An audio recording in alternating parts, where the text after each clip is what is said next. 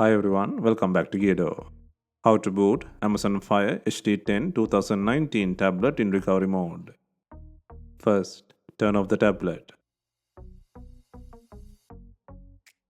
Next, press and hold the power and volume up buttons until you see the Amazon logo. Select options by using the volume up and down buttons. For confirmation, use the power button.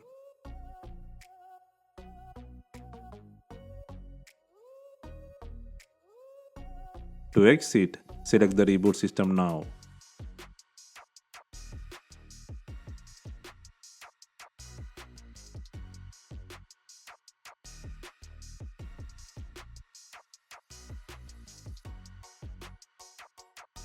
How to reset network settings.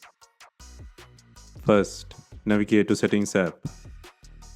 Next, click Connected Devices from the menu. Next, navigate to Network Settings Reset.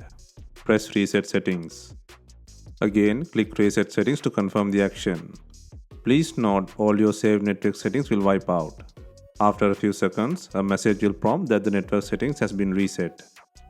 How to restart the tablet. Press and hold the power button for 3 seconds and touch Restart on the screen.